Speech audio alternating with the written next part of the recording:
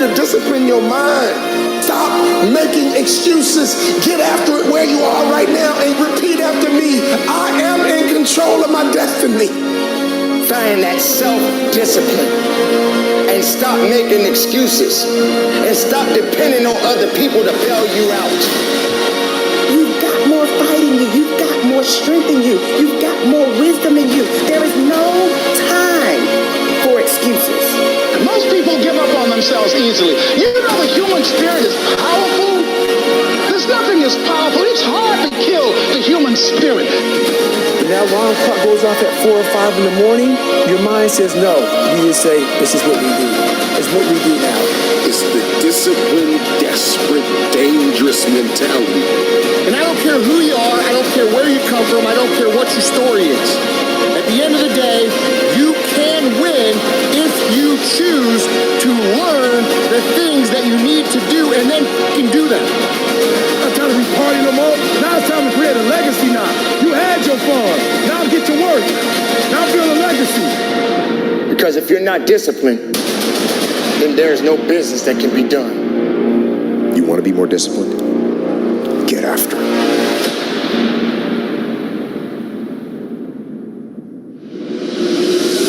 You've been an underdog in your relationships, if you've been an underdog in the weight room, if you've been an underdog in life, if you've been an underdog financially, I'm talking to that person who grew up without a father. I'm talking to that person who grew up without a mother. I'm talking to that person who didn't grow up with handouts. I'm talking to that person who maybe if you did grow up with a little bit of handouts, but maybe you were misunderstood and you were overlooked and you were undervalued and you were mishandled and misguided.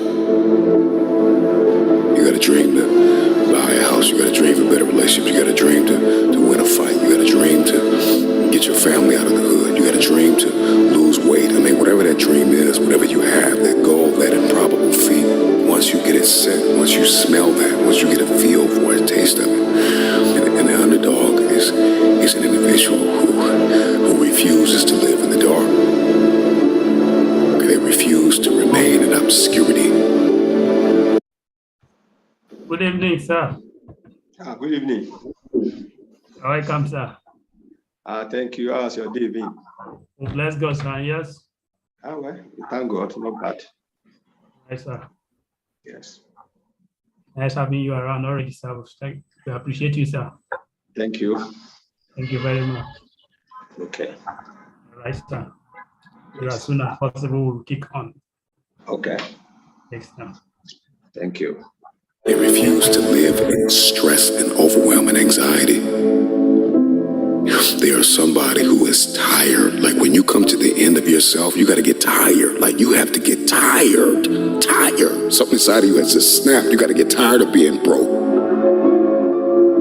When you get tired of being coined the loser, being coined not enough, being overlooked and undervalued and underpaid, you got to get tired of that. When you get tired, that's when you win. The underdog is a person that comes out on the playing field and says, okay, I've been in this place of pain my whole life. I've gone without for so long. This is the day you make up in your mind where I will take the throne.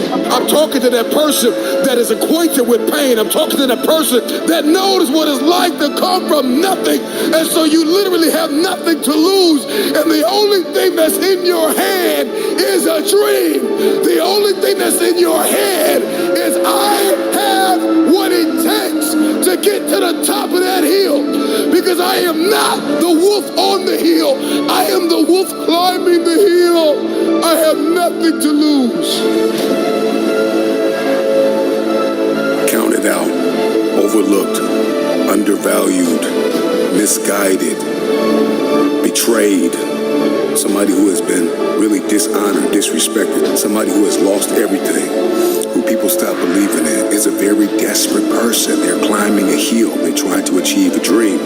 And when you are desperate, you are very dangerous. And a dangerous man or woman is somebody who is a disruptor. They don't play by the rules. They are coming for blood.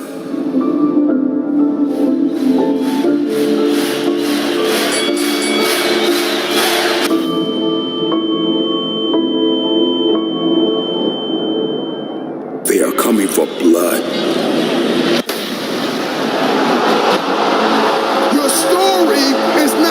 fortress, your story is your fuel.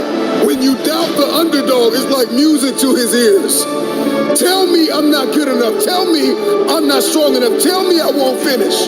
There is this intrinsic emotion, this instinct. You have just awakened the lion in me because they said you can't do it. They said you don't have what it takes to make the investments. They said you don't have what it takes to lose the weight. They say you don't have what it takes to hang on to your marriage. Everybody has been counted out. Everybody has been doubted. The underdog is not a person who doesn't feel pain, doubt, and fear. The underdog is a person that turns that pain, that doubt, that fear into their fuel. If you came from a place where you had nothing, that's everything that you need.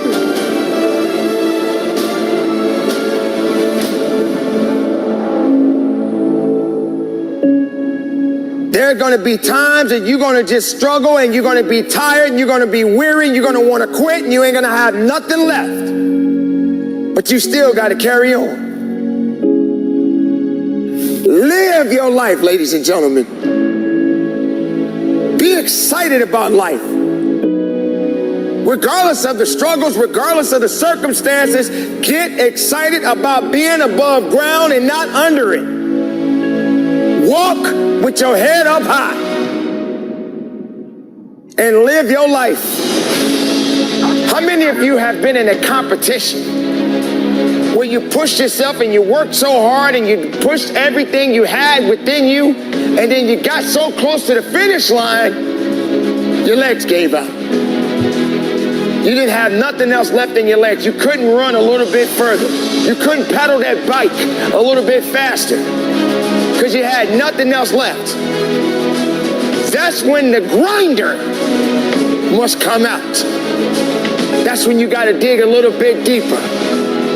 That's when you got to go after it a little bit harder than you've ever done in your life. So you always find yourself starting off on the right path. You start off, you're feeling good, you're running, you're doing everything that you need to do. But it starts to get harder. Things starting to push you back. Life starts to push you back. People start to push you back. Everything around you starts to crumble.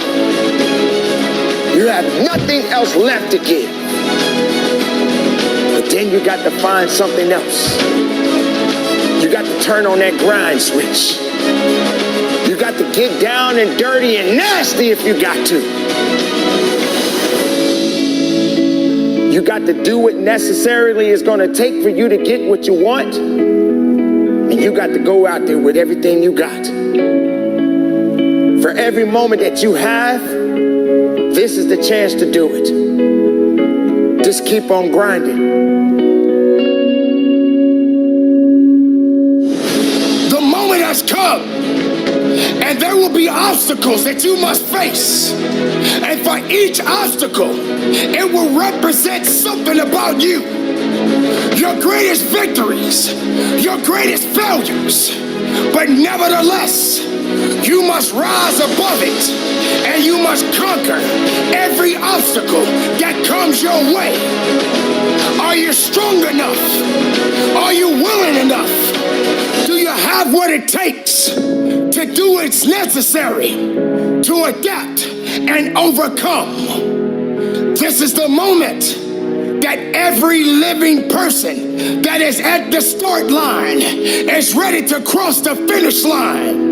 Along this journey, you will be pushed, you will be knocked down, but you don't stay down. You must rise up, you must carry on, you must dig deep, you must fight forward. You are not done yet, you carry on.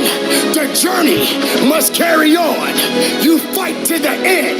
If you feel weak, find a way to rise up. If you feel you can't carry on, then you must find another way to push on. If you get knocked down, then you crawl. If you can't crawl, then you roll. You don't stop, you push up.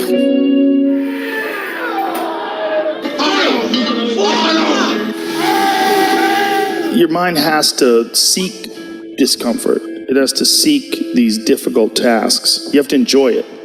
And you have to figure out a way to make your mind enjoy those things. And some people it comes easy, and some people it doesn't. Some people it takes a long time. I always tell people the best thing you could ever do is force yourself to a schedule. Just write it down. Like today I have to do an hour on the treadmill. You have to do an hour, no matter what. Even if you're walking on it, you're doing an hour on a treadmill. The next time you're going to do it, okay, you did an hour and this is the amount of miles you got in. Next time you're going to, add 3 miles. Put an extra 3 miles in that 1 hour. And just keep doing things like that. Write down, today I'm going to do 100 push-ups, and I'm going to do 100 sit-ups, and I'm going to do 100 chin-ups. That's today. And then force yourself.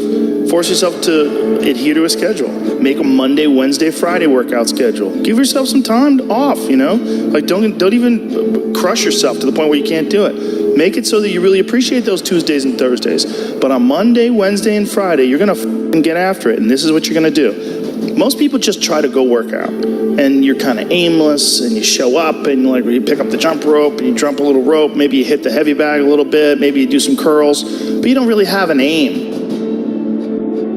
That's why people like to hire trainers, because a trainer will tell you what to do.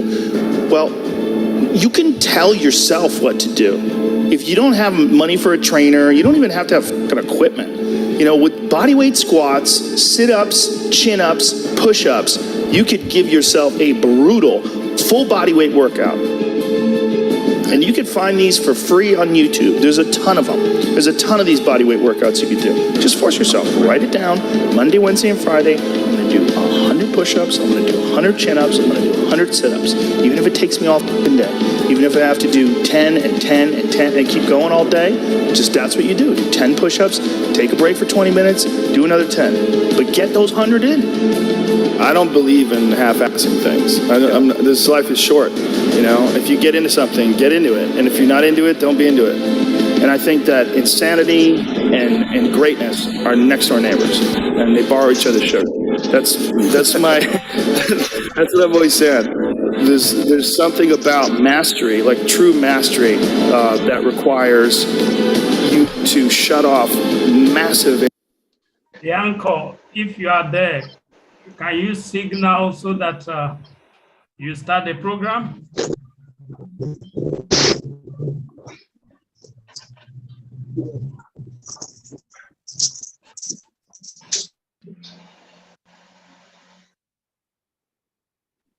The anchor, if you are ready, speak, and then I'll... Areas of your life. There's a lot of people that are scared of their ability to do something that's difficult. I don't know if I could force myself to be disciplined. I don't know if I could force myself to take that kind of action. Well, if you do force yourself to take that kind of action, you don't have that question anymore. That question, I don't know if I can do it. Well, you're doing it. So you obviously can do it. Can you do it tomorrow? You did it today. Or can you do it tomorrow? Just do it. You get so much more benefit out of a struggle that you choose to embark in versus a struggle that life throws upon you. Get out there and go and do something. Just go. And then in the middle of doing it, it'll become easy. Okay, if you can hear me loud and clear, can you help me with the chat and type 111? Can you hear me loud and clear? Let me have a 11, and then I will know that on the same page. Okay, so the anchor, I think you need to adjust your positioning so that you take over quickly. We have 10 minutes into this program already. I think my own network seems to be dragging a bit.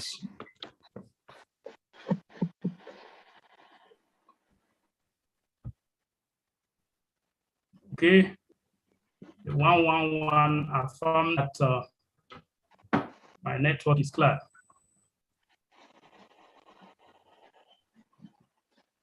Moses, if you are there, can you take over this?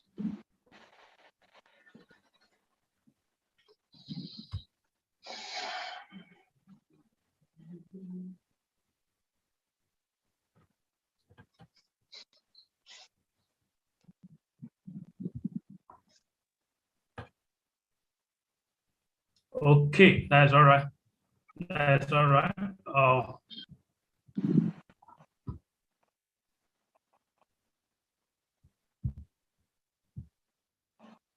Moses will be with us in 2 minutes to kickstart the program.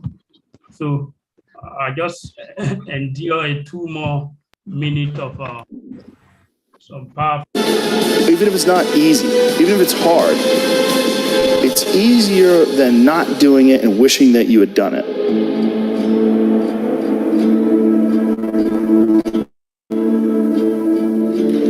Legacy. There's power in your name. Power in your name. McDonald's is a last name. Abercrombie and Fitch, last names. Armani is a last name. Baskin Robbins is a last name. Chrysler is a last name. Fisher Price, Gucci, Hennessy, Harley Davidson, Hilton, Honda, Kohl's, Kraft Foods, Lowe's Movie Theater, Marriott is a last name. Maybach is a last name. Nordstrom is a last name. Pillsbury is a last name. Porsche is a last name. Procter & Gamble, 2 last names. Rolls Royce, Charles Rolls Henry Royce, last names. Turner Broadcast System, Ted Turner, last name. Versace, last name. Wells Fargo, Henry Wells, William Fargo, last name. Walgreens, last name. Wrigley's, last name. Welch's Grape Juice, last name. Here you are. You think you're buying a product. You are not buying a product, you're buying a name. You think you're wearing a product. Hey, look at this product. No, you're saying, look at this family. And what you don't know is while you're making every family rich, you're making yourself broke. So you done went to one family called Wells Fargo and got $200,000 so you can go to another family called Rolls Royce so you can give them money to get yourself a car so you can go back to the hood and see the Joneses and say, look at what I got. Meanwhile, Wells Fargo, their family's sitting up being rich, and Harley Davidsons and Rolls Royce are being rich, and the Joneses are sitting there holding up people's stuff saying, look at what we did and we broke.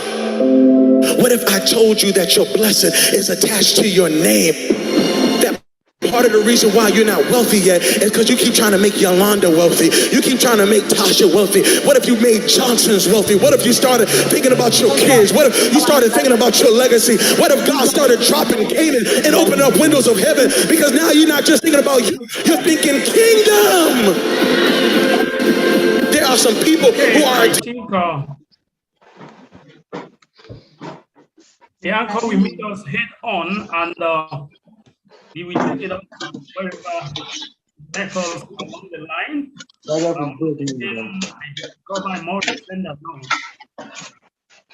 That in this part of the world, we punish people who showed up early for those who come late. By the special grace of God, we're having a March edition of Success Bread Seminar. A Success Bread Seminar is a program of Benzema Consulting, powered by Assist Young, a team of friends, and their sponsors by about 6 different organizations. And we do this every first Saturday of the month. We bring in either an expert, business tycoon, or a successful entrepreneur, or a successful career professional, or anyone who his or her life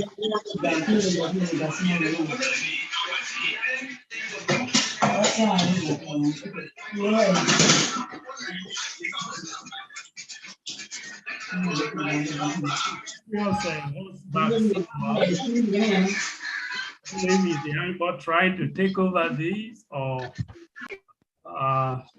someone else anchoring beside. Okay.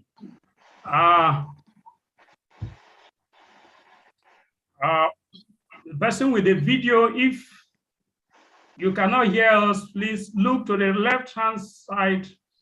I think I need to type that because she cannot hear, so she will not hear what I want to say.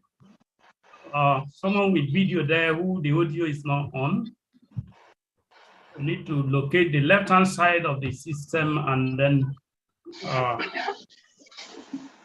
get to log in, or how do I put it now?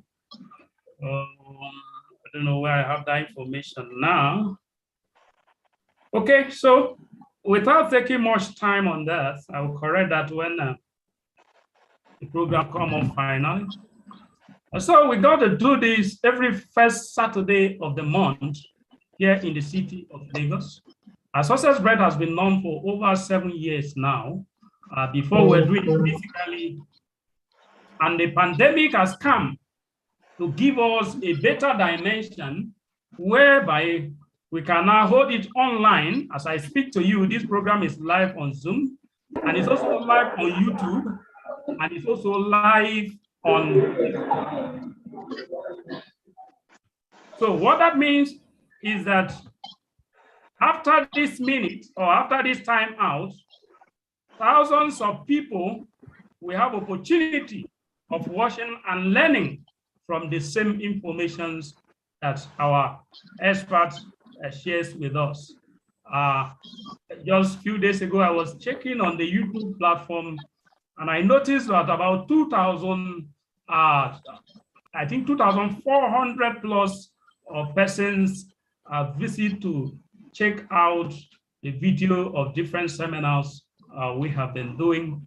So we know that somehow, somewhat, people's lives are being inspired, people are being encouraged, and people are being motivated.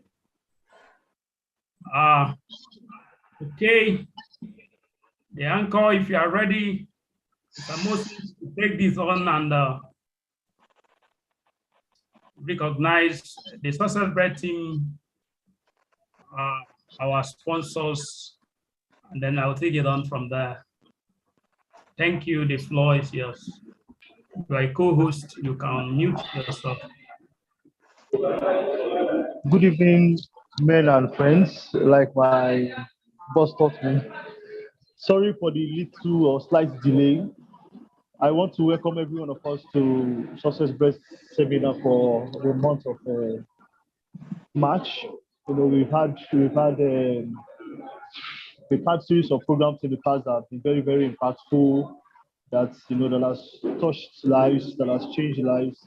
And I'm happy that we are here once again to witness another life-changing, you know, seminar. We are going to. I'm particularly excited about the speaker for today. He's someone I have, you know, we have been in one or two meetings, and I've heard him speak about one or two things, and I've been looking forward to this moment when he'll finally be able to share some of his ideas with us. And I'm happy for this great opportunity. So I want to welcome every one of us to this program today. I want to appreciate you for taking your time out, not for your busy schedules, you know, to make sure you are here to witness this event. So I also want to give a special shout out also, although I am not in the position to introduce him, but I want to show my excitement, you know, to our guest speaker today, who will take the floor very, very soon. You know, I'm not in a position to mention his name. Permit me for that, but thank you very much. Thank you very much. I'm excited. I'm happy. I can't wait. So I want to also appreciate the Success Bread team. I want to acknowledge our president, the host of this program, Mr. Benson Ajima, you know, and the other members of the executive team. Thank you guys for always, you know, making yourselves available, for always making sure that, you know, we at least make sure this program continues every month. So I appreciate every one of you guys. Thank you very much. And to our sponsors also, you know, without you guys, we will also not be here. We want to appreciate every one of our sponsors from Paxo Health and Beauty, plus we also want to appreciate Rodin Healthcare. You know, they have also over the years been part of this great event. You know, they have always supported us in the best way that they can. They have always made themselves available for us. We also want to appreciate Agenda Media. Agenda Media is also another sponsor that we want to appreciate very much. Then the making of the Eagle also. Then Folium Products. Folium Products is another wonderful company. They have also been proud supporters of this wonderful event. And Femimax, which happens to be the company of our guest for today. You know, and I'm sure that we'll have fun. We'll have fun through this program today. I want to encourage every one of us to pay attention. I want us to make sure that our minds are focused on today's teaching. And I can assure you that you'll be happy if you join this meeting today. I can assure you 100%. So I want to be sure that everybody can hear me loud and clear. Can you just type 101? I want to see 101 on the chat box to be sure that everybody can hear, so that we can continue with this wonderful and impactful event. So if you are with me, if you can hear me clearly, wow, I appreciate your comments. Naomi, thank you very much. Benson Adima, thank you very much for this comment. And Yola Koye, thank you very much for your comments. Thank you very much, guys. Thank you very much, guys. So because I've wasted too much time already, sorry for coming late. I need to apologize for that again. You know, I won't be able to take much time to share some of the things I actually intended to share. So I'd like to quickly hand over to the host to do the proper introduction of our special guest, so that we can go ahead and enjoy this impactful event today. So thank you very much, Mr. Benson Adima. Over to you now. Okay. All right. All is being set, and the people are eager. Now I am happy and excited, and I will let you to meet the very man who is here to share his life journey with us, and then how you and I can take lessons from his wealth of experience to better our lives as a young person, as an entrepreneur, and so on. So I do this.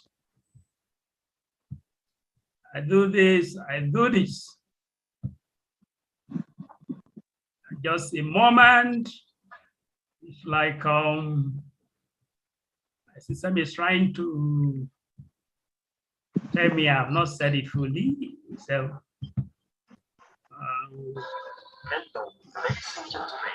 hey, don't hear it yet. Okay.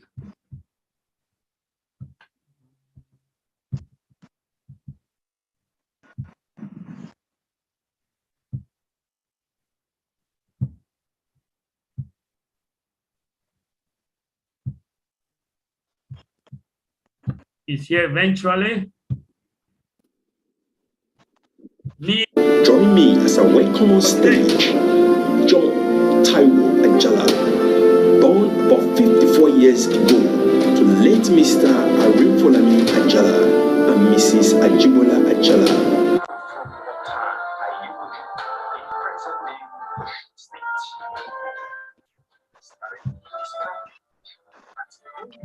Primary School, Otan Ayewoju, between 1973 and 1979. Then he proceeded to Omua Okim Grammar School from 1980 to 1985, where he was the head boy. Then from 1986 to 19... Hello, ladies and gentlemen. Join me as I welcome on stage John Taiwo Ajala, born about 54 years ago to late Mr. Arinfolami Ajala and Mrs. Ajibola Ajala, both from Otan Ayewoju in present-day Osun State. Started his primary education at NUD Primary School, Otan Ayewoju, between 1973 and 1979. Then he proceeded to Omua Okim Grammar School from 1980 to 1985, where he was the head boy. Then from 1986 to 1988, he was at School of Biomedical Engineering at Ahmadu University, Zaria, where he bagged distinction in biomedical engineering and graduated top of the class. He then worked with Paid Deluxe Biomedical Engineering Services from January 1989 to June 1991. Do you know that in September 1991, he proceeded again to Ahmadu University, where he enrolled for a degree in medical engineering and graduated in 1998. No thanks to a one-year ASU strike and one-year internal strike by the university. Joined Dewos Project Limited, Lagos in 1999 as project engineer, where he was responsible for the installation, training, and maintenance of medical and laboratory equipment across the length and breadth of Nigeria. As a matter of fact, this took him to all the 36 states of Nigeria and several African countries.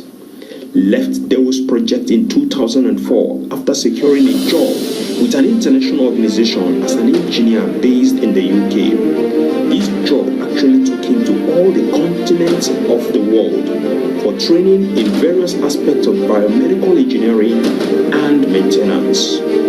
Left the company in 2006 to set up Medax One UK Limited, based in Brighton, UK, and Femima Concept Limited, based in Lagos in the same year. Today, these two companies have grown with branches in several nations of the world with a combined staff strength of about 46 people. Ladies and gentlemen, John Taiwo Ajala is married with children, and he is also a registered member of Nigerian Society of Engineers and Council of Registered Engineers of Nigeria, CORE. I welcome Mr. John Taiwo Ajala to this very special occasion as the CEO of Medax One UK Limited and Femima Concept Limited as special guest speaker. You are privileged to be here, and that is why the theme is From Grace to Grace, because Mr. John Taiwo Ajala is taking us to another level. Congratulations. Thank you. The stage is yours, sir. And people are eager to hear from you. Thank you so much. And God bless you, sir. So, last week, we have heard it loud and clear there, and we have met you. So let's meet you in person. Yes. Thank you for having me. Thank you. Thank you for having me. And I also want to apologize on behalf of my host today for starting behind schedule, because 30 minutes is gone already. As advertised that the program is going to be from 4 to 5 p.m. So as announced earlier, my name is John Taiwo Ajala, an engineer by profession, and I was born 54 years ago in a town called Otayegbaju, present-day Osun State. Though my parents are both late, as a matter of fact, my father died when I was just 3 years old, and my going to school was shouldered by my mother before I joined my late uncle in the present-day Ekiti State for my secondary education. Then I finished secondary education in I finished primary school in 1979, then secondary school 1985. Then I went to School of Biomedical Engineering in Zaria, and I finished in 1987. Then went to Ahmadu Bello, then later went to Ahmadu Bello University Zaria in 1991. Then to study mechanical engineering, even though it was supposed to be 5 years program, but we ended up spending 7 years because of internal strike within the university and ASU strike, which is the same thing that is going on today. It is so sad Now, this is what we experienced over 20 years ago. And the same massive strike is still on today. So I left ABU in 1998, then joined Doe Project Limited. And in 1999, worked with Doe Project till 2004, before I traveled outside the country to work with Generic Product Limited in the UK. And I resigned from Generic Product Limited in 2006 to set up Femimat Concept Limited and My Daswa UK Limited at the same time. And God has been helping us since then, even till today. So that's a bit about myself. Thank you, sir. Yes. Nice meeting you. It's a pleasure. So if the academic challenges in Nigeria about 15, 20 years ago have not changed, tell us briefly about business environment. Sorry? Tell us briefly about business environment. Yes, I think all these problems cut across every facet of Nigerian life. To do business in Nigeria is a very, very difficult one. It's a very difficult terrain to do business. In terms of infrastructure, it's not available.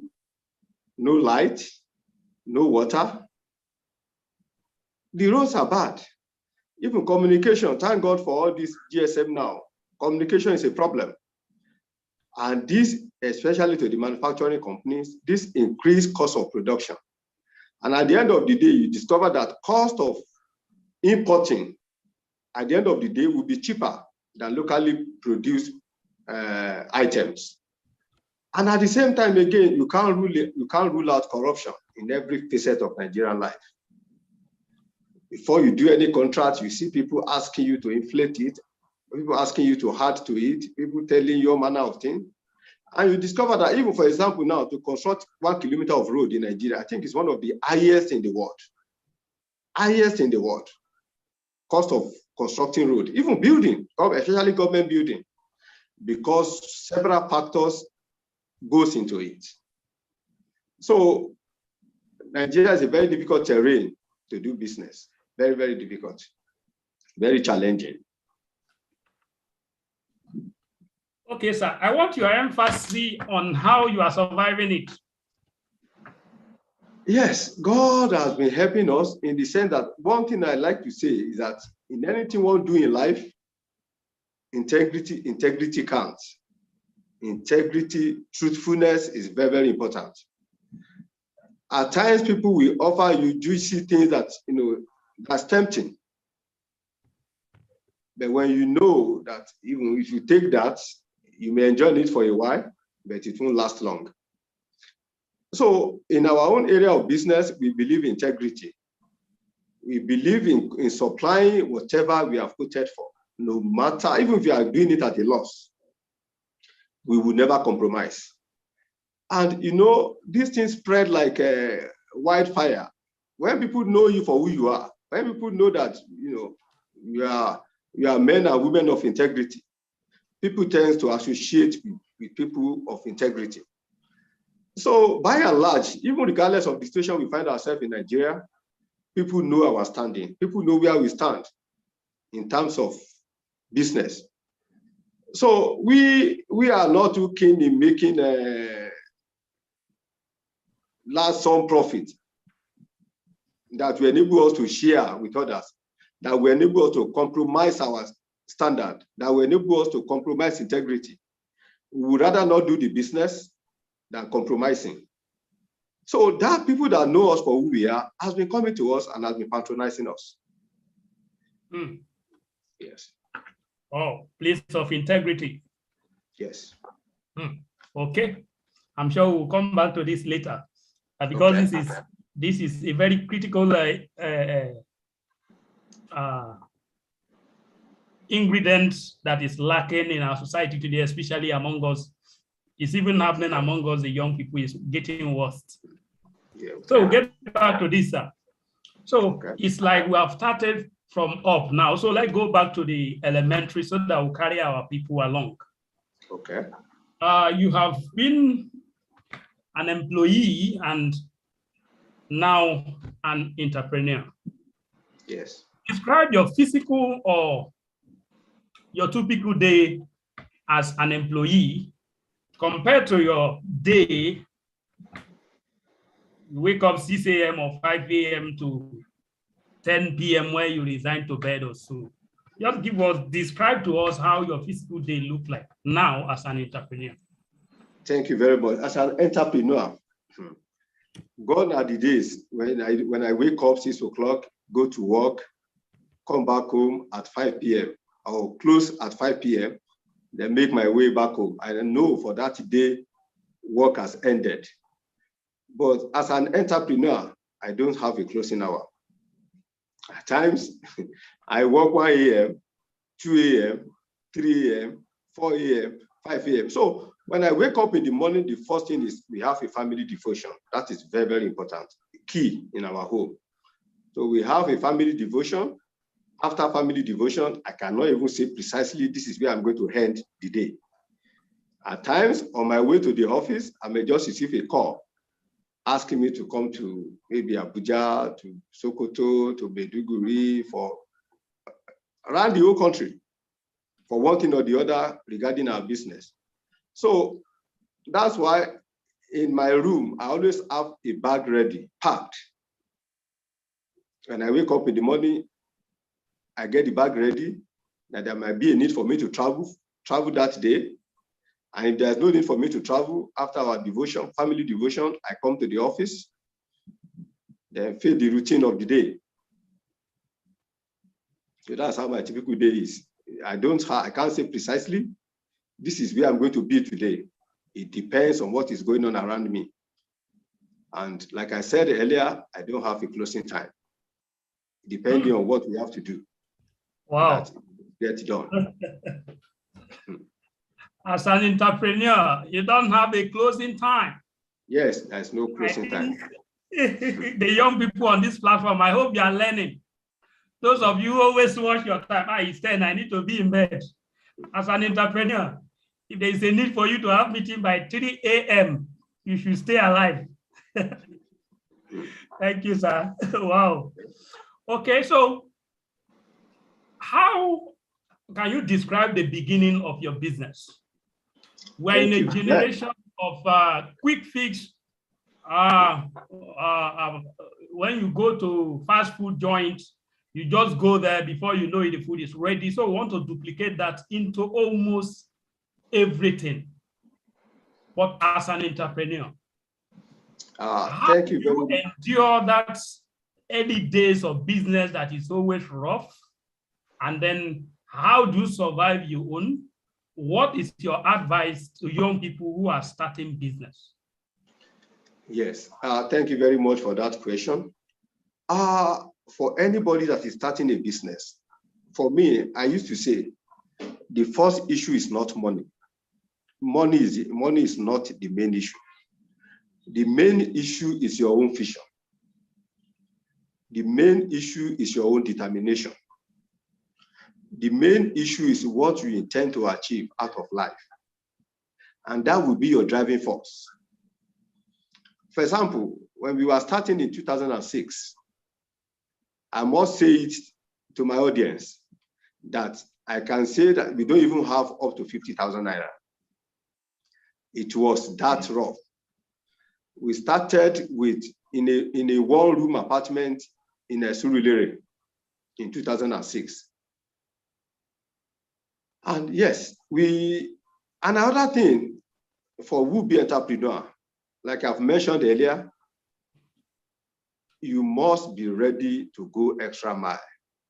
Wherever, either you are working somewhere now, or you just want to start as an entrepreneur, you must be ready to give in your best anywhere you find yourself in life. It is not enough to say, after all, I'm just collecting salary. The time I signed is 9 a.m. to 5 p.m. So once it is 5 p.m., I'm entitled to go home. In life, it is more than that. you must be conscious of the fact that wherever you are, it is a learning curve for you. It's a learning curve for what you'll be in the future. So giving your best in such a way that even when you are no longer there, such a company will be missing you. They will be saying, how I wish so person is here. It's very, very important. Now, back to your question. When we were starting, like I said earlier, I don't even think we have up to 50,000 naira. But one thing we have going for us, we have I have my name. I believe I have integrity. And the people that I've worked for, while I was working with my boss, they all know me and they know what I can do.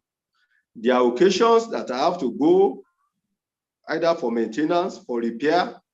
I will not leave the place until the machine works, even if it takes me 1 week, even though the office is paying me for 3 days. I believe as an engineer, the machine must work before I leave. So unknown to me, all our customers are taking note of all this.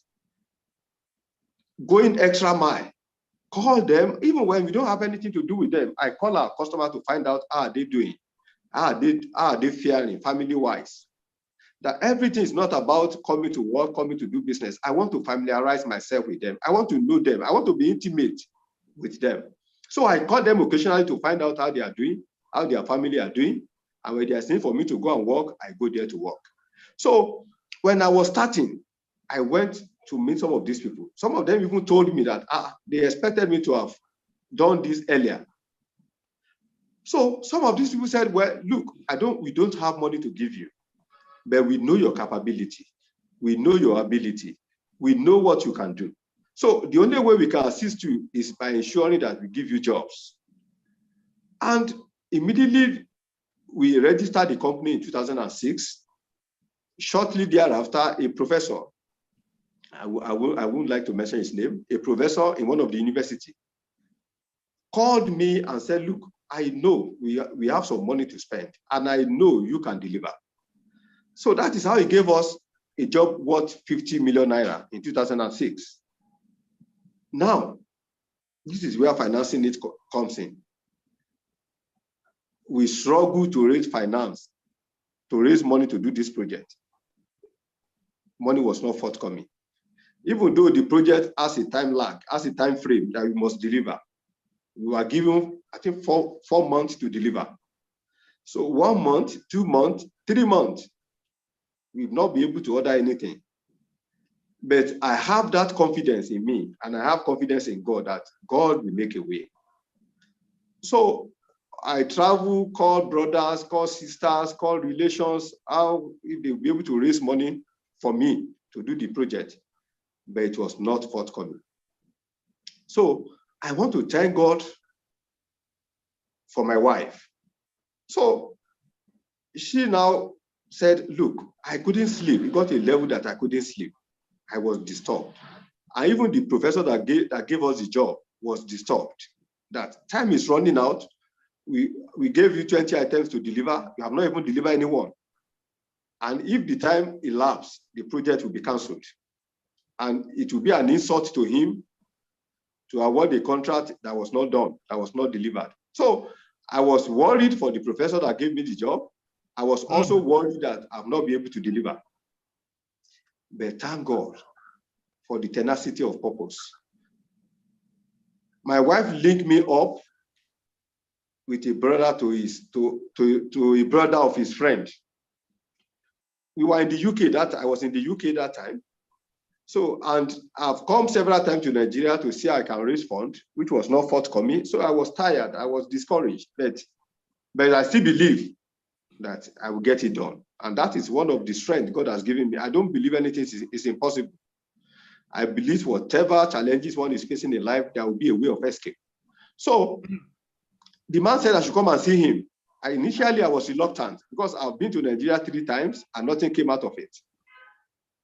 But my wife urged me to go. So I came. I met the man, and he said, looking at me, that he want to believe he should be able to assist. That even though he has assisted several people in the past, and they disappointed him. So this man was able to raise 17 million naira for me in 2006. He raised 17 million naira. He gave me the money. So I was asking him, sir, that what paper am I signing? I need to sign document that you gave me this. He said, no, I shouldn't bother. I should just go with the money, do the project. Then after I've been paid, I should return the money back. So I'm sorry that I'm taking more time on this. He gave me an example that he has a cousin. Yes, he has a cousin of his who had similar problem at the same time as me. That this guy came to him, he gave him 15 million naira to do a project. This guy got paid. Instead of him to return the 15 million naira, was not even asking for interest. This guy came to his office with bandage in his hand. And on his way to his office, he was robbed and the 15 million naira was collected. So the man, not knowing that the man has found out that he used the money to buy cars. So he gave me that example. So when he gave me the money, I quickly placed the order, the few ones I can buy with the 15 million naira, delivered those ones, took it to the professor. He was so happy. And he assisted me ensuring that the payment for those items I've delivered was promptly paid. So when that money was paid, I quickly went back to England to buy the remaining ones. And that is how I was able to complete the project. So I completed the project, and at the end of the day, I was paid the balance. So immediately I went back to my benefactor. I said, sir, I've completed the job. I want to return the 17 million naira you gave me. He was surprised that, I gave me the money not quite a month. I said, but sir, and not quite 2 months. I said, sir, but I've done the job and I've been paid. He said, no, I should still keep it in case I'm able to get other jobs. So that will also serve a purpose. So he left the money with me. So with that money in my hand and the profit I was able to make from the one I've delivered, so I started going around that at least I have money to do jobs I'm given. So that was my strength. So I was going around, and like I mentioned earlier, the people that I've been nice to before, the people I've been calling, the people I've had relationship with. So I went to them, and that is how they were all giving us job. So after 6 months, I was able to say I'm comfortable to return the money back to my benefactor. So I said, sir, I want to return the money. He said, am I sure? I said, sir, I'm sure. I'm okay. So that is how I returned the money back to him. And the rest today is history. Wow. Oh my God. I don't know, our audience, I hope you have a note. This is my note. Once I'm done, I will use a good handwriting to transfer it into my notes. So please do yourself good. I'm going to take time to run through them at the end of the day. Thank you very much, sir. We are learning. Wow.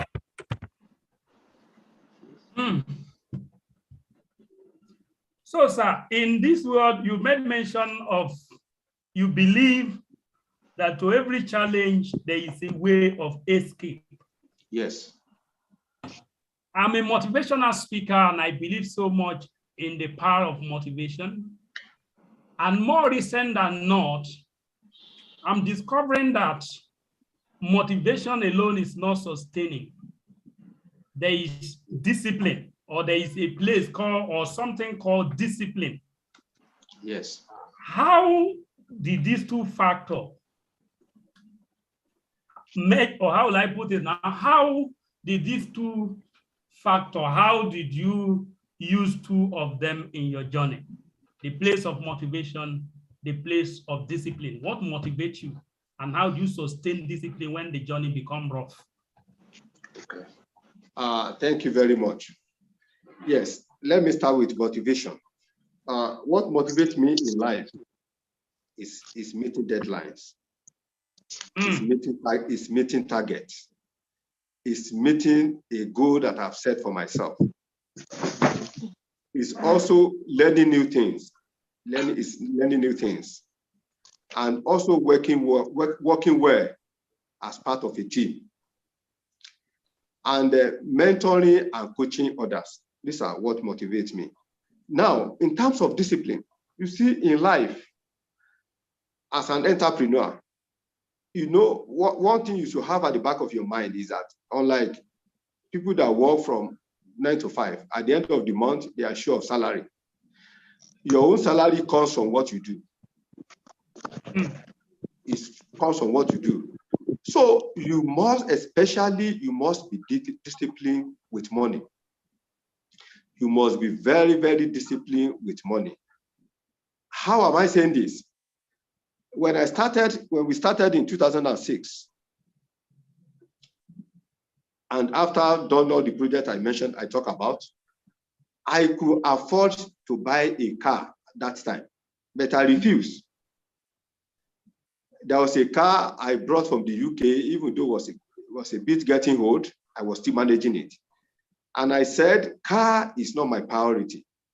But the youth of nowadays, they put enjoyment before work, instead of work before enjoyment, work before pleasure. They put pleasure before work. So I said, car is not my priority for now, even though I could afford to buy a car. I said, we should allow this company to grow first. It is thereafter, they will be able to buy a car without touching the money we are using to run the business. So there was a day I went to see my benefactor, and he said he saw my car. Even though I've returned the money back to him, he saw the car I came with. He said, Taiwo, what happened? I said, what, sir? Says you go and change this car now. I said, sir, no, not yet time.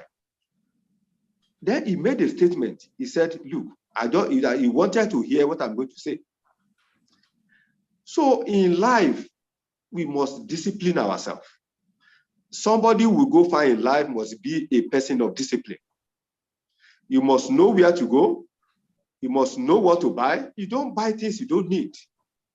You must know what to do at the right time. So you don't buy things that is not really essential to the progress of your business, especially at the beginning. You don't spend money anyhow.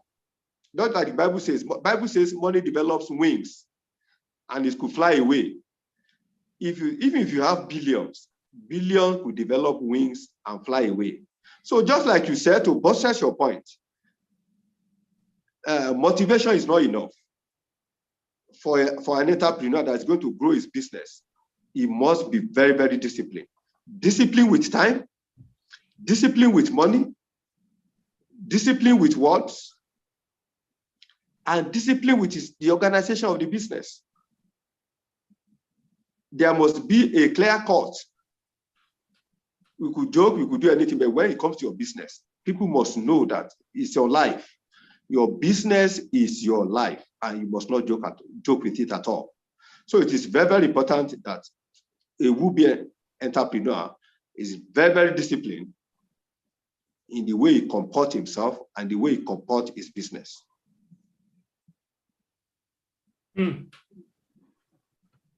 entrepreneur must be disciplined the way you comport yourself and the way you comport your business. Yes. Wow. Okay. Okay, so your business actually starts with a challenge. And as you are going in the journey, what other challenge have you encountered and how have you solved that and to remain in business continuously? Yes, apart from the initial financial problem, the other challenges I would say we have faced is the challenge of trust.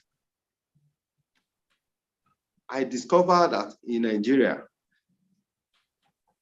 at the initial level, we used to trust, in fact, personally, I trust people a lot. I trust people a lot. When someone comes to me and says, look, probably because of my own background, that somebody assisted us to be where we are today. And I want to believe that we must be willing and able to help others. So, and I discovered that people have taken advantage of that several times. People will come to you and say, look, I have this job, but I don't have the money to do it. Especially in our field. Could you please supply this item to us? when I get paid, I will pay you your own money. We've accommodated this several times, and I discovered at the end of the day, these people are not truthful. They get paid, paying us now become a problem.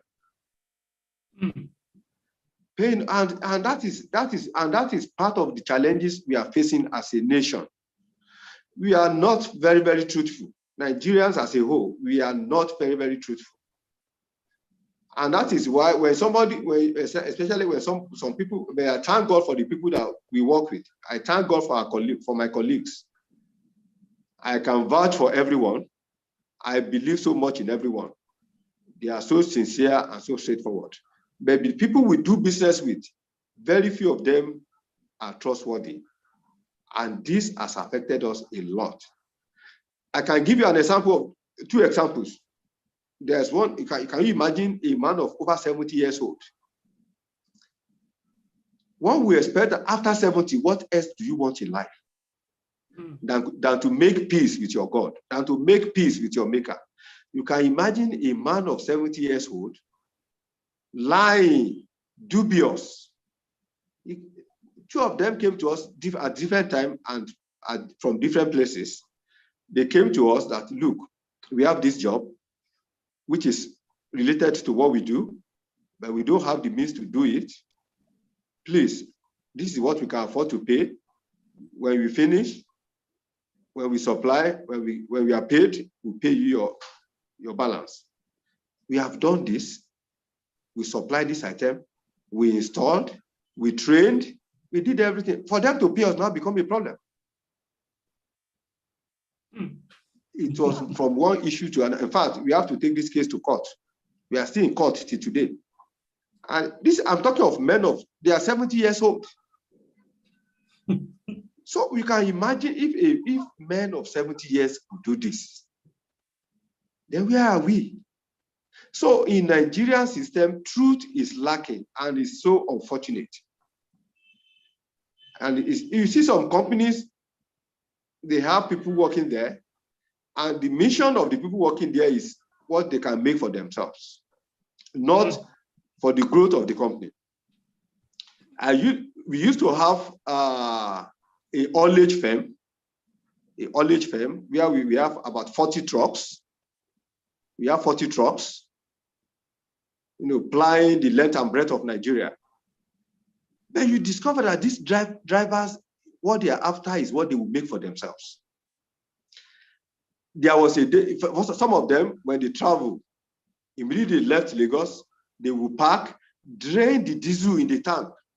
They will drain the diesel in the tank, sell it, and call their boss in Lagos that, look, there is traffic, we don't have diesel anymore. Asking their boss, because it's a different setup, we have a different person, holding forth in that business. So they will call the person and say, look, we don't have fuel. Since you send money to them, they want to buy fuel. So, but one day we caught one of them siphoning fuel from the tank and then selling it to some people. But you can imagine, this is where you are getting your own daily bread. So until you are forced to close that line of business, until today, some of them, they are still unemployed till today as we speak. They are unemployed till today. And I told them, I said, look,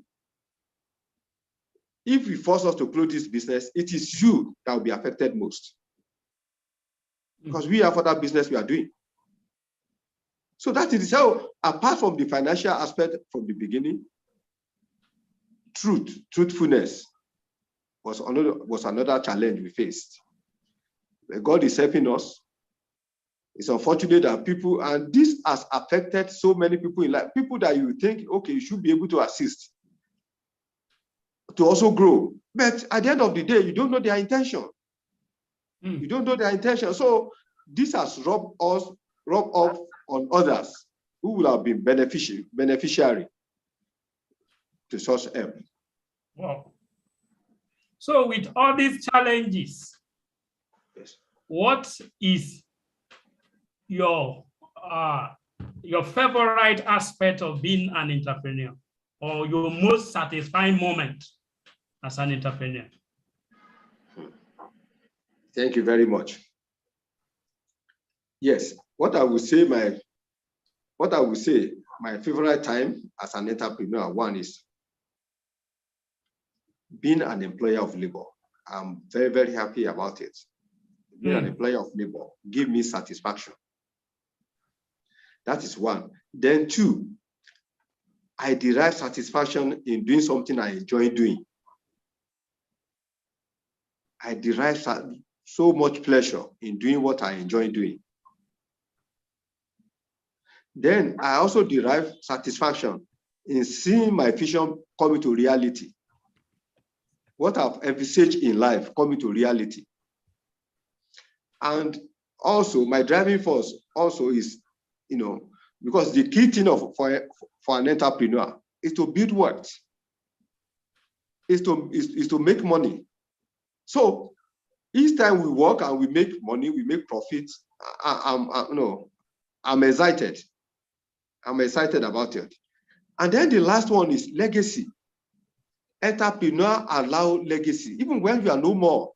For example, as a professor, if you're a professor in a university, where you are living, or when that person is dead, it goes with all the knowledge, it goes with all the wisdom. You can't say because you're a professor that now when the person is gone, they will not say, okay, because the father is a professor, the son should come and take over. It's not done. It's not done. That's not transferable. No. But in business, you can, as an entrepreneur, even when you have gone, people will keep the business going. You can see Carnegie. Carnegie died since 1970 something in the US. But up to today, the business is still running. The business is still running. So that has been my driving force. That has been my driving force. Now, even when I'm no more, people will still keep the business going. Wow. Okay. So honestly, there are a lot to talk about. You got a great deal of, I don't know how I got to know that you got more than, one of the skills God gave me is to be observant. So before we go to the topic of today, because I know you have something you want to share with us about the topic from zero to hero. I don't want you to miss that sharing, but I need to ask one more question. Okay. In Nigeria today, we have, I don't want to mention particular big names that exist before, who have built business. I think one of the research that was conducted, I think about 12 years ago, where I heard, there is no Nigerian company that has lived up to 100 years. Yes. Or if there are, it's maybe one or two. When the founder is no more, the business seems to die off. One thing. Yes. And you just made mention of legacy. Yes. I want you to look at it generally, the Nigerian situation. Why is it that many businesses don't seem to outlive the owners? And in your own case, what are you doing in this regard? Okay. Thank you very much.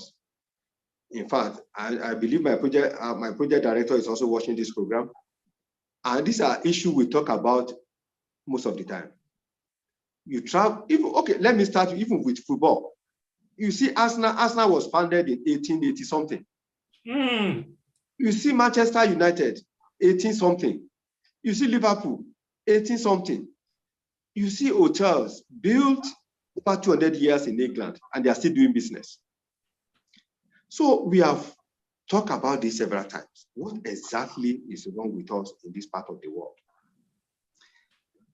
Yes, I want to believe that part of the problem is part of what I talked about earlier. Number one, we put pleasure before work.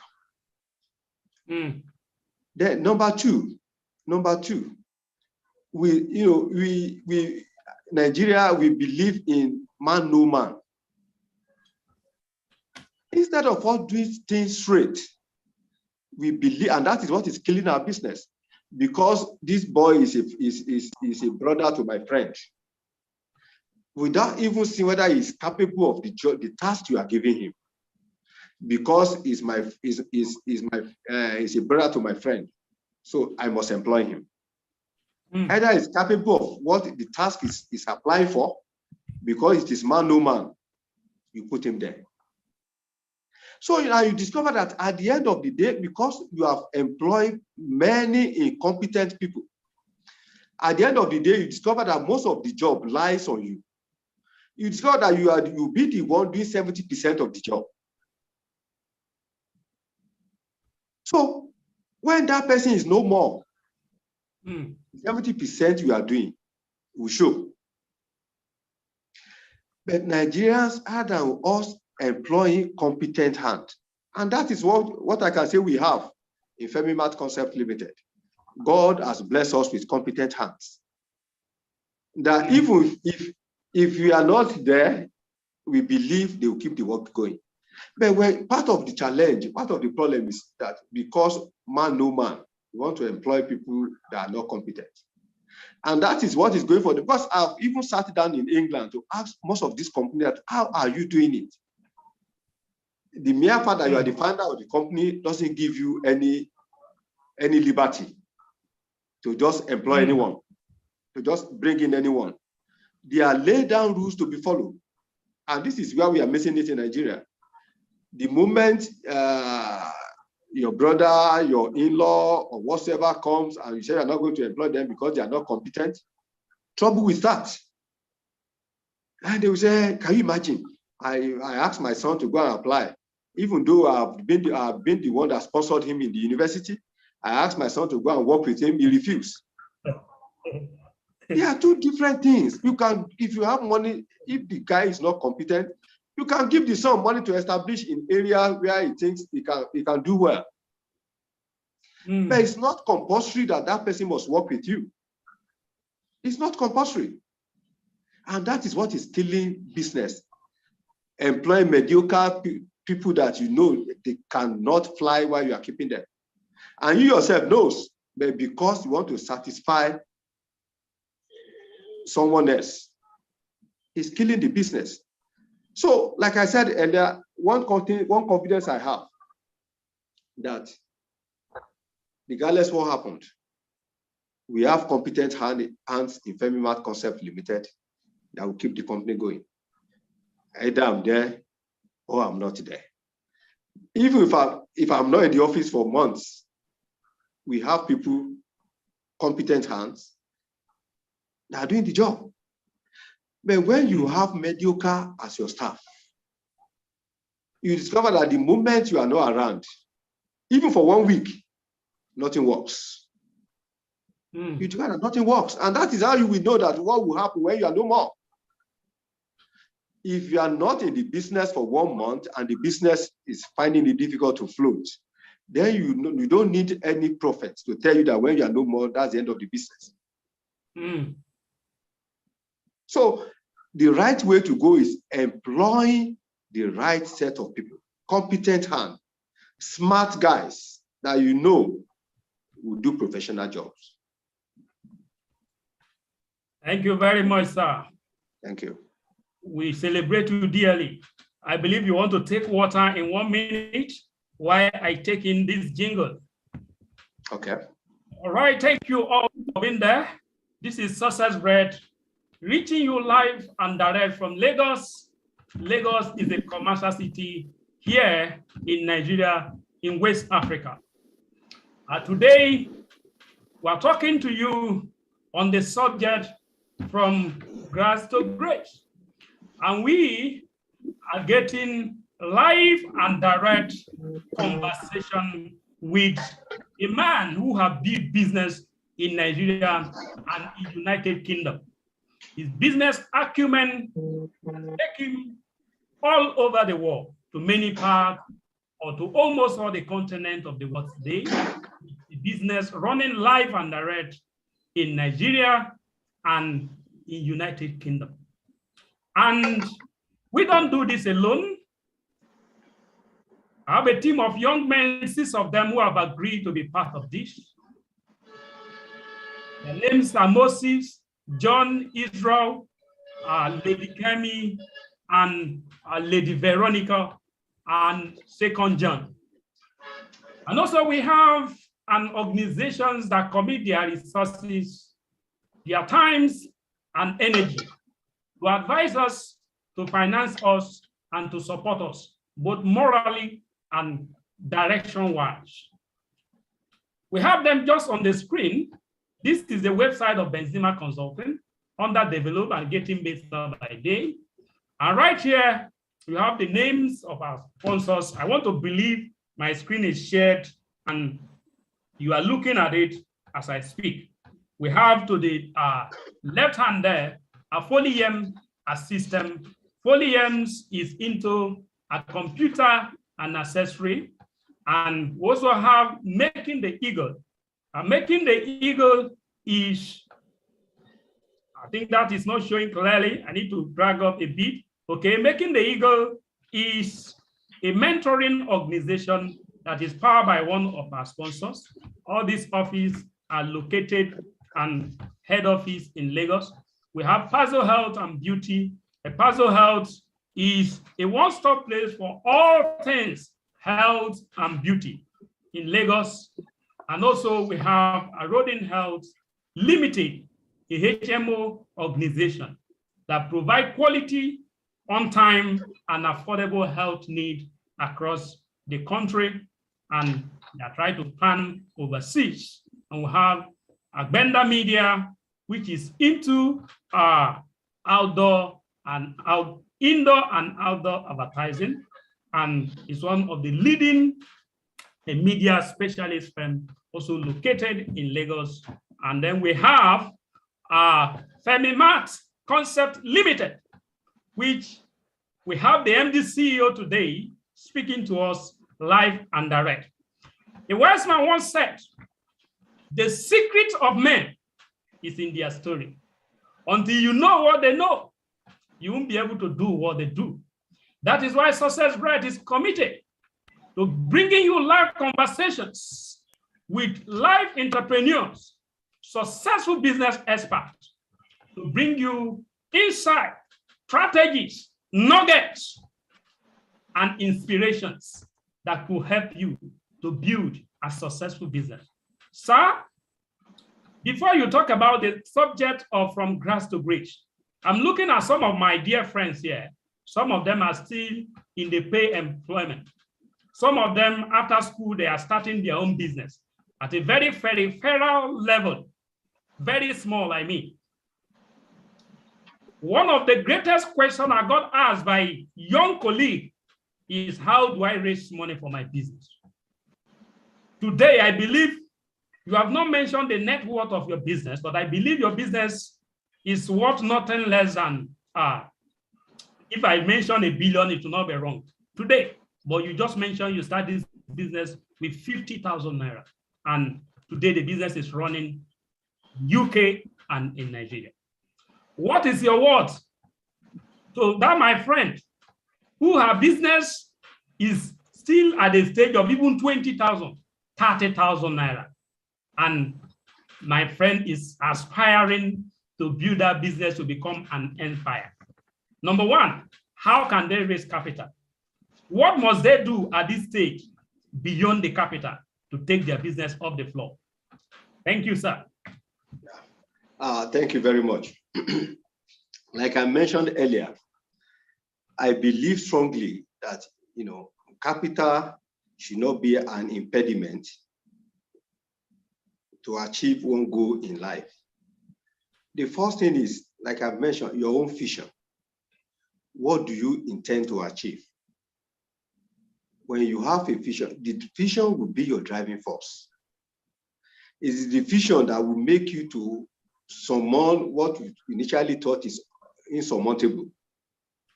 But when you think, once it is money that I need now to start a business, you are not going to be there yet. You are not there yet.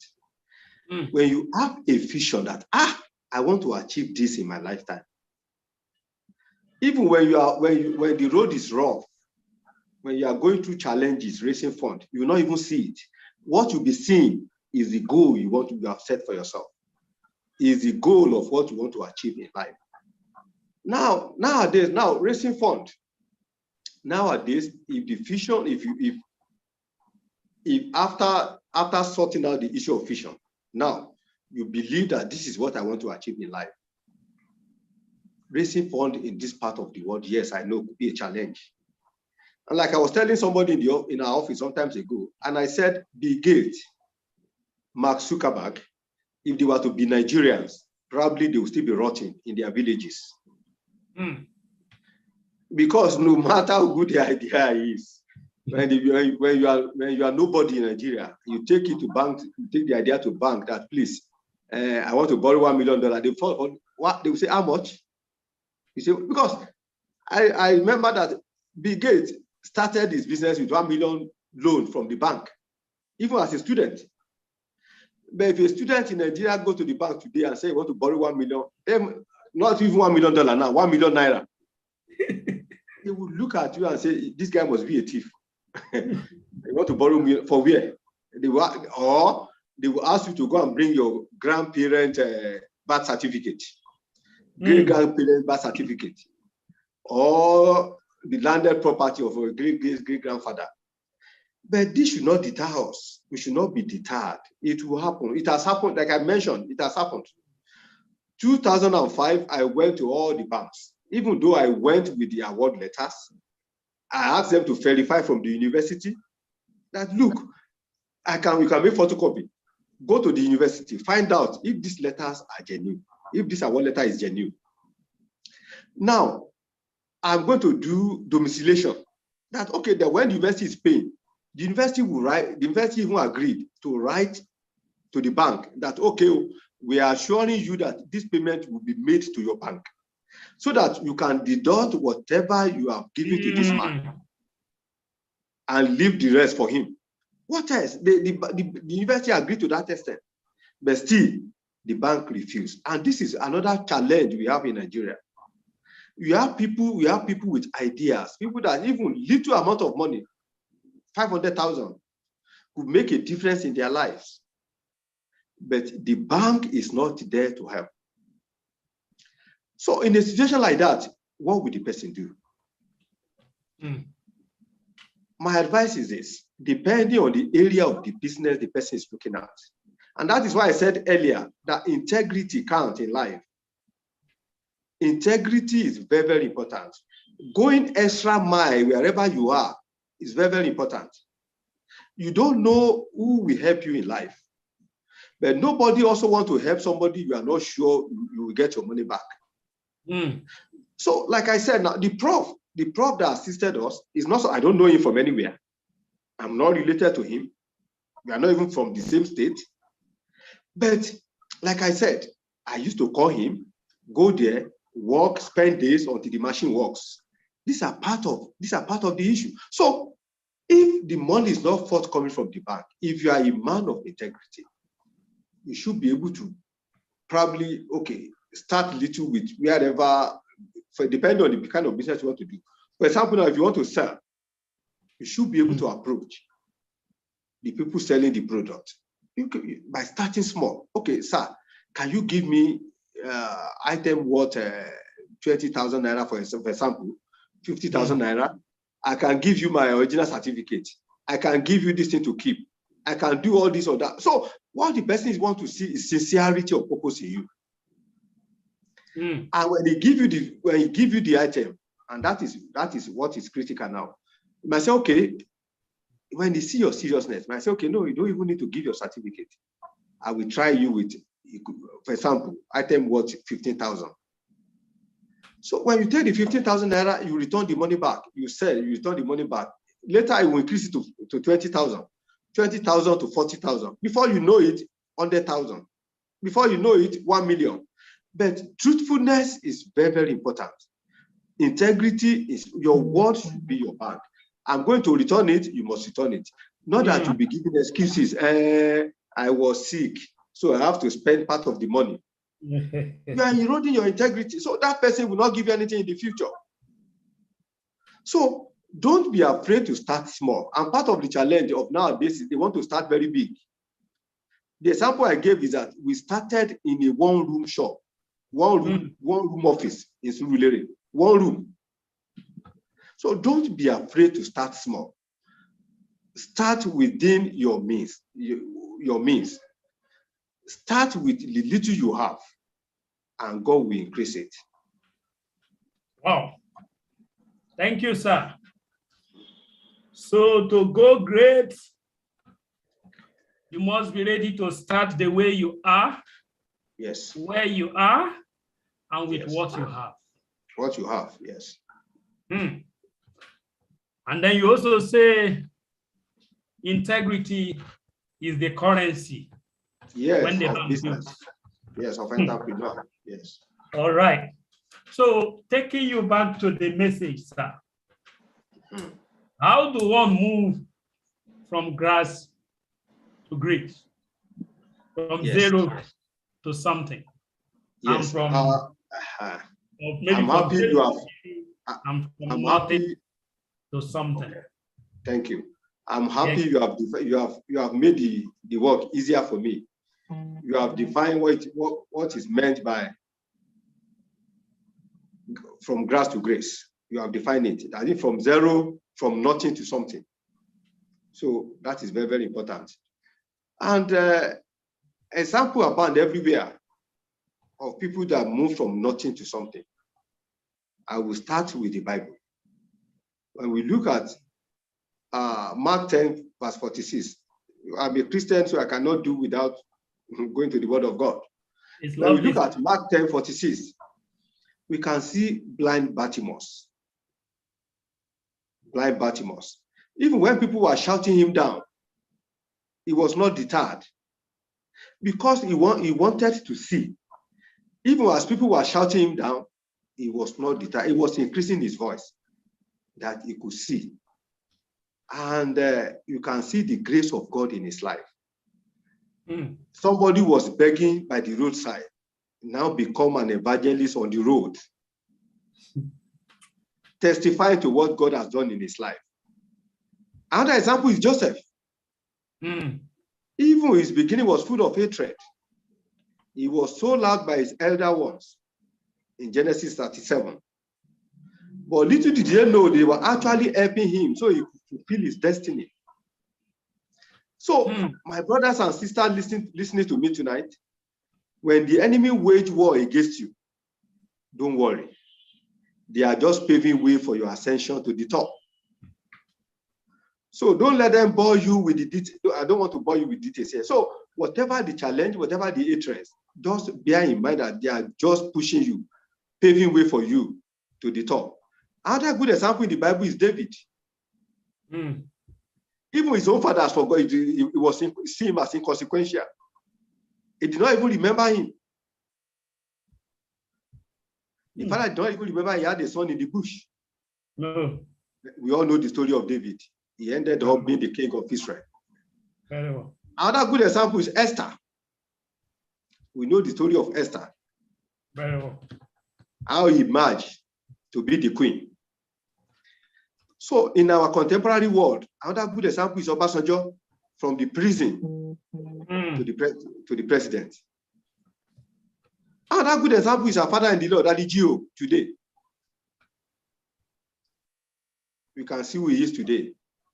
So another example is my own life, from nothing, from zero, from not even plastic spoon to somebody in life. So now, what are the conditions? I've given several examples. What made these people move from nothing to something? So the first one I will say here is somebody who will move from grass to grace. Such a person must be wise, must be a person of wisdom. The Bible says the wise shall inherit glory, Proverbs 3:35. So the question now is, who are the wise? When we say somebody is wise, who are the wise? What do I mean by wise? Being wise. The wise are those who fear the Lord rather than man. Those who fear the Lord rather than man are wise.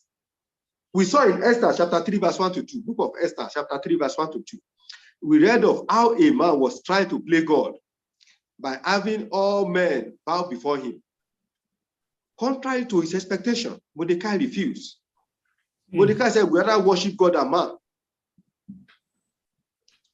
So, not knowing that the Almighty God was arranging how this God-fearing man would move from grass to grace. So it is wisdom to fear the one who has the capability to promote or demote us. And this was the wisdom that eluded Nebuchadnezzar when he thought it's everything. And he fell from grace to grass, to the extent of him eating grass. In Daniel chapter 4, verse 30 to 33. So not until he learned that not only to reference God, but also to fear him before he could rise again. So it is indeed true that the fear of the Lord is the beginning of wisdom. So those who will allow the fear of God to push them against the will of God, those who will allow the fear of men to push them against the will of God are in danger of moving from grace to grass. So when we learn to fear Lord, when we learn to fear the Lord, He take up any challenges that will be facing us. And beyond our widest imagination, He will lift us up. So another thing that person must do is that he must never take no for an answer. You must not be easily discouraged. And that is my area of strength. I don't believe anything is impossible in this life, except something you have not tried. Never take no for an answer. If you face stumbling block along the way, that is not the end. Just calm down. You will see another means of climbing that hill. You will see another means of climbing it. So somebody who will move from grass to grace will never take no for an answer. You must also realize that great doors seldom open at first knock. A great door will not open, seldom open at first knock. Elisha had to cross River Jordan, before he got the double portion of anointing from Elijah. So, great things in life does not come so easy. You must persevere. Perseverance must be our watchword. No wonder the Bible says we can do all things through Christ that strengthens us.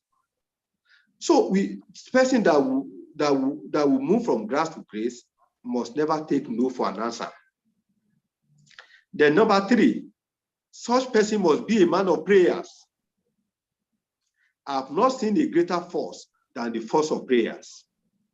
Those who constantly record victories have mastered the use of prayers for the dismantling of spiritual strongholds. Those that are listening to my voice this evening, you must not be ignorant. There will always be opposition to your progress in life. There will always be opposition. People that will just hate you for nothing. So you must be a man and woman of prayer if you want to succeed in life. Then number 4, faith. We operate entirely by faith. The Bible says the just shall live by faith. Faith is being the evidence of things hoped for. A believer, somebody who wants to move from grass to grace, must be a man and woman of faith. You must have faith in God and have faith in yourself, that the task you are looking at can be accomplished. So we must be a man and woman of faith.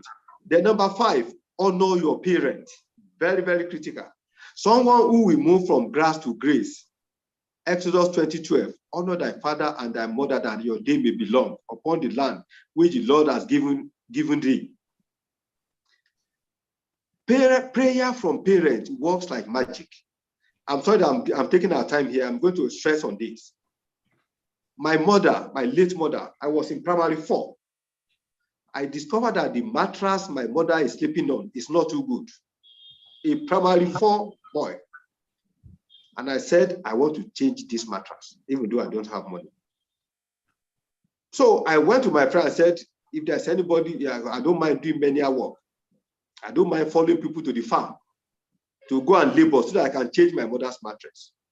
Primary 4, even though I have brothers and sisters. I went on Saturday, Sunday, I would go to the farm and work for some people to raise money to change this mattress. And after about 4 weeks, 6 weeks, I was able to raise enough money to change my mother's mattress. I bought the mattress, brought it home and gave it to her. She was shocked. She said, where did I get the money from? And I told her that every time I go out on Saturday that I want to go and work, that is the money I was trying to raise. My mother in tears said I should kneel down and she wanted to pray for me. She prayed for me, and you know that prayer is from the heart. And I must say, from that day, my life has never remained the same. So somebody will move from grace to grace, must honor his or her parent to the extent that they will pray from the heart for him or her. And I can assure that person, his or her life will never remain the same. Then the sixth one, paying of tithe. Initially, I used to think that tithe, you see that I used to think that when the tithe is not much, when you are paying 200, 100,000, you can easily pay it. When the tithe is running to million, and I believe my project director is listening to me, most of the time he will fight me that in those days. He said, have you paid our tithe? I said, Joe, we tithe. Where is the money? Where is the money coming from? I thought I was smart. It is not smartness. Even in the Muslim, they pay what we call zakat. They do what we call zakat. So until I realized, God opened gave me that understanding that tithe is not yours, it must be paid. God says, bring all tithe to my storehouse that there will be meat in my house. And see whether I will not open the window of heaven and pour you a blessing. It's not as if God will send money to you directly, raw cash. But God will send those that will favor you to your path, along your path. Favor, you will see favor of God. You see men that God will use to bring you up.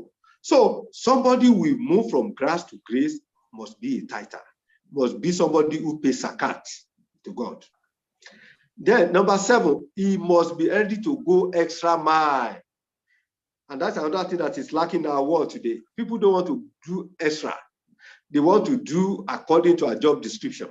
It is not enough.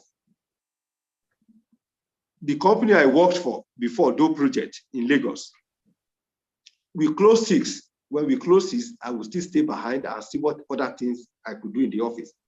Even though most of the time my MD will have left office around 4. I will still wait behind, see what other things I could do.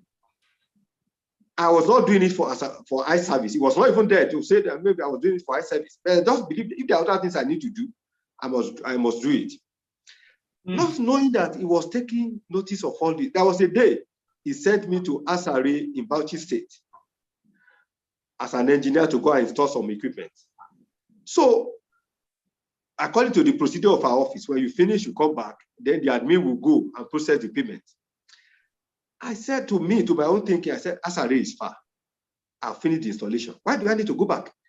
Let me wait, process this payment, collect those days, they will give you check. Collect the check and take it back to the office. So my guy it was not the era of GSM. So he was worried that he didn't see me. So he had to call the MD of the hospital. It was the Federal Medical Center. He called them. The MD was telling him that I'm still here, that I said I must collect the company check before going back to Lagos. My MD was surprised. I said, what? Even though the money he gave me was almost finishing. But I said I must get this check before going back to Lagos. So I collected the check, and to me, I just believed I was doing my job. So when I got to the office, he was calling everybody. Can you imagine what this guy has done? And so in the history of the company, I was the highest. Even there are people I met there that have worked in the company for almost 7 or 8 years before I joined them. Within 3 years, I was the highest paid in the company. And when I was leaving, my MD insisted that I cannot go. That I must work for 1 year. 1 year turned to 2 years, 2 years turned to 3 years. So we must be ready to go extra mile in whatever we are doing in life. It's not enough to say this is what they said I must do. Go extra, put in extra, and be diligent.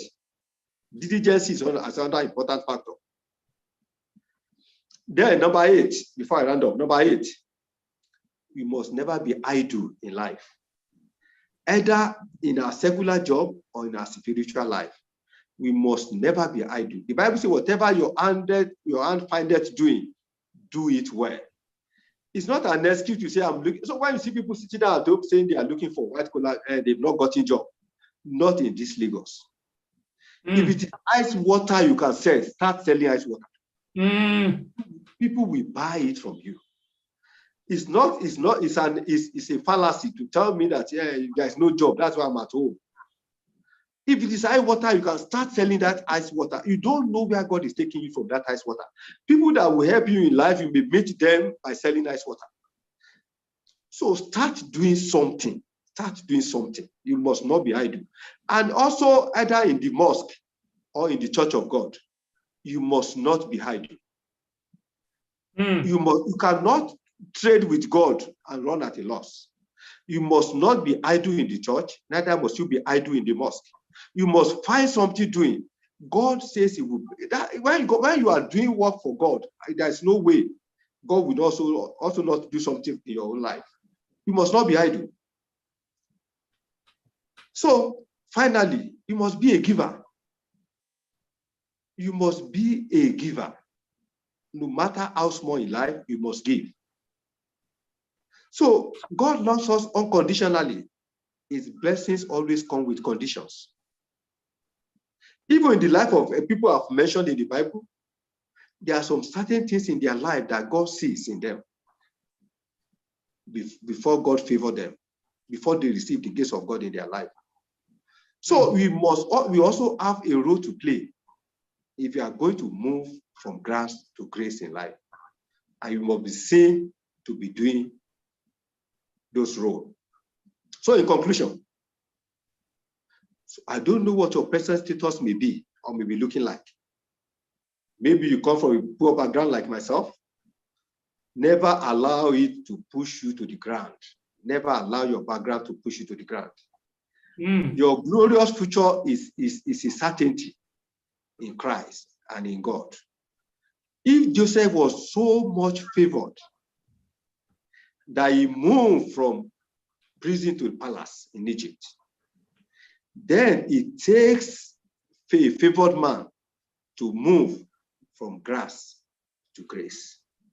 When the Bible says, when the man ways pleases the Lord, he will make his enemy to be at peace with him.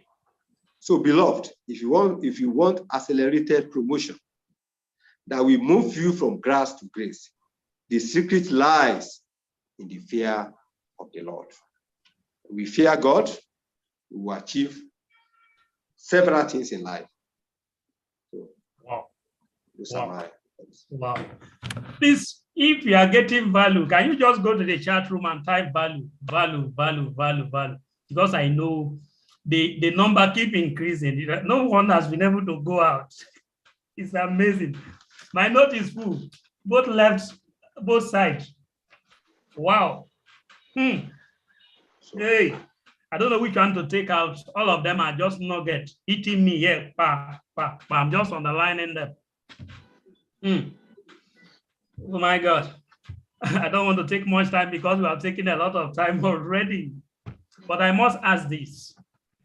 When you were talking earlier, you made mention of the place of, I think, mentorship.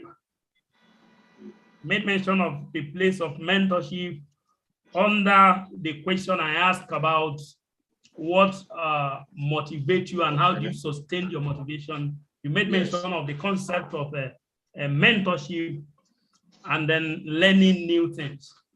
Okay. Sir, tell us a little bit as an advice to the young people here, your personal experience in terms of mentorship and why mentorship is necessary, and tell us some kinds of books you read as an entrepreneur. Even in all your busy schedule, how do you get to learn new things? What are some of the books you recommend for some of us young people who want to become business mogul tomorrow? Thank you, sir. Yes, thank you very much for that question. Mentorship is very, very important in life because it will be selfishness if God has taken you so far, you have experienced so many things in life, and you keep it to yourself. You don't want to share it to others. The book we read is an experience of people that they put in book, so that others can read about them, know where they fell, and know where they rise up. So we have read books about others, and I believe the little knowledge I have, I must be able to share it with others. So that is about mentorship. So mentorship, I believe mentorship is showing others what you are doing. Practicalize it. Let them, it's not just talking. People used to say talk is cheap. Talk is cheap, yes. So it's not enough to talk. Let them see that what you are doing, what you are telling them, you can do it yourself. Practicalize it for them to see what you are telling them. It is what people see you doing that they will not forget early in life. Practicalize it. Let them see you doing it. And when they see you doing it, then ask them to do it as well in your presence. And when they make mistake, it's not for you to castigate them. It's for you to correct them in love. That is mentorship. It's for you to correct them in love. That no, you can do it better. You can do it this way and that way. And that way too, you are helping people to grow. You are helping them to grow. You are transferring knowledge, and we also transfer the same knowledge as well. Now, on the book I read, my favorite book in life is autobiography. I like reading autobiography books. I do. In fact, if you come to my house now, you see a lot of autobiography books. Lot. For example, like Mandela, Long Walk to Freedom is a book I cherish so much. Long Walk to Freedom. I've read it almost 3 or 4 times. Long Walk to Freedom. Then Awolowo too, My March to Prison. It's another very, very good book. My March to Prison. Then another book I like reading too is Bill Clinton, My Life. The title is My Life. And I also like reading about people that have made it in life. What are the challenges they face? How did they overcome those challenges? So I've read about Bill Gates, I've read about Mark Zuckerberg, I've read about what's this guy's name again? A lot of them like that. So my favorite book in life is autobiography. I want to know how did they do it? What did they do differently in their lives? So thank you very much. We have kept you here for 2 hours, or we have kept you here for 2 hours. And honestly, I must appreciate the investment you are doing today. Thank you so much. We can't thank you enough. And I believe my friends are learning. That is why each and every one remain here up till now. I want to say a very big thank you to each and every one of you. Before Daddy will give a very final word, and then we will call it a day. I thank you so much. In no particular order, I have Moses Adeniji, our team member. I have Ebele Ejedigo. Thank you so much for being there. Emiola, you are wonderful. Mr. Emmanuel Edele, thank you so much for being there. Eniola Toye, thank you so much. For me, Ayodeji, thank you so much. Elena Okara, thank you so much. Infinite or 7 Pro, thank you so much. You are a professional. John, thank you so much for being there. Gazal Atinuke, please, if I don't pronounce the other name well, permit me, but Atinuke, I believe I know that one very well. Thank you for being there. And Gazal the second, their brother, thank you so much. Modupe, thank you so much for being there. That is Mommy. Oh, thank you so much for being here, ma. And Naomi, is it Mommy again? Oh, thank you so much for being there. Thank you so much. We celebrate you, Miss Yomi. Thank you so much for being here. Chaiwo Olusegun, thank you so much for being here. And Temitope, my friend, nice having you. You are an entrepreneur. I hope you are learning. Honestly, I thank you all. I celebrate each and every one of you. Don't only learn this. Next month, invite a friend with you to come, because we're going to bring another like mind to this platform at this time. Was the first day in the month of, was the first Saturday in the month of April? Have I even check it? I think the first Saturday in the month of April is supposed to be on 2nd, okay? So we're having that. I thank you so much, sir. A very quick run around of all you have said, or a summary. We've talked about integrity is a currency. That was where we begin the journey from. You said as an entrepreneur, you don't have a closing time, you walk around the clock. You say vision is very, very key. It's going to be a driving force. When all else go out, vision will keep you going. You must be ready to go extra mile, and that point was repeated again. You must exceed customer expectation. Tenacity of purpose is key. To every challenge you are facing, there is always an escape route. Meeting deadline is daddy's greatest driving force. Meeting deadline, meeting goals, learning new things, working well with team, and then mentorship, which he has just re-emphasized. And you must be disciplined, because motivation alone is not enough. And then you must be trusted, and then you'll be relevant. That subject is very key. There are a lot of dubious behavior in some parts of the world today, and you must rid yourself of that. And that is one of his greatest satisfaction as an entrepreneur is being an employer of level. He also say when he makes profit, it makes him happy. And he also say legacy is key. And then he talk about building business that can outlive him. And he said he has a team of people who he trusts, even if it's not there, they will do a good job. And he said we should do away with man no man in our society. And then he give us some critical points that if you must move from zero to hero. Give us some few examples of individuals who have moved, ranging from the Christian Bible, someone of Joseph, Esther, David, and he moved to a contemporary example where he talked about the former president, Olusegun Obasanjo, and then he moved from there to talk about the GO of Redeemed Christian Church of God, a man who his father had to show the only umbrella they have in the house to send him to school. That man today has become a number 45 most popular person across the world, according to one in New York, the UK, is it UK or United States magazine about 5 years ago. And then he gives us some point to drive home this. That is said, you must take the place of wisdom if you must move from zero to hero. You must do more. Okay. You must not take no for an answer. That is the point number 2.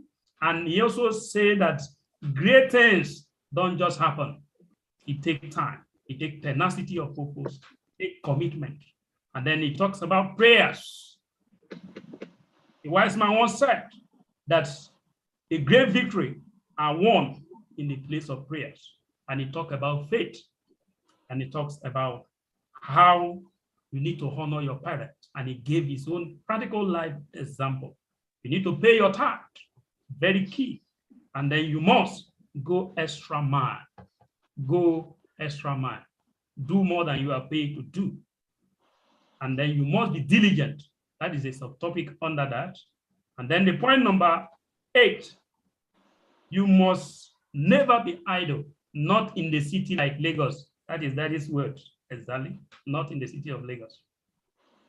And then you must be a giver, and a heavy giver at that. And then there is something called favor in all of this. So if there is favor then, there is favor now. And then he talks about the books he read and talk about the place of mentorship. If God has given you so much wisdom, why not impart it to other human beings? A wise man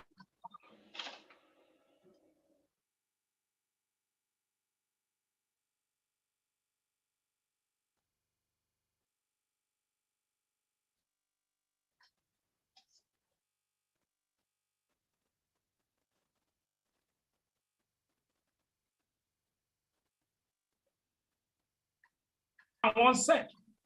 Can you hear me? Okay. Yes. Okay. I think something went off somehow. Okay, so that you talk about, round it off with the word mentorship, and they say mentorship is key. What you have upstairs, you need to impart it to other people. And then you talk about reading autobiography as the biggest book. Daddy, I reckon with you so greatly. I read the biography of Daddy Gio here, they were written by the Baker Bible, a lady and her husband from Kenya. I finished reading that book. It's as if something is running in my head, and it was so autobiography. Like I mentioned earlier, the secret of men are in their story. Until you know what they know, you can't do what they do. So, men and friends, thank you once again for your time. Sam, thank you so much. Thank you for having me. For everything you do. That is the only way I can put it, because you are doing a lot. But our prayer is that may our dear Lord reward you openly. Amen. So on a final note, sir, how do you balance family, running business, and travel as your place in the house of God? Thank you very much for that question. Initially, it was a tug of war. It was really a tug of war. Most of the time, I was not just available. Traveling, I may travel for 3 weeks, 4 weeks. But I want to thank God for the wife God has given to me. She has been keeping the home front. She has been very, very supportive. But nowadays, I've learned that I need to balance. None must suffer for each other. My home must not suffer for my work.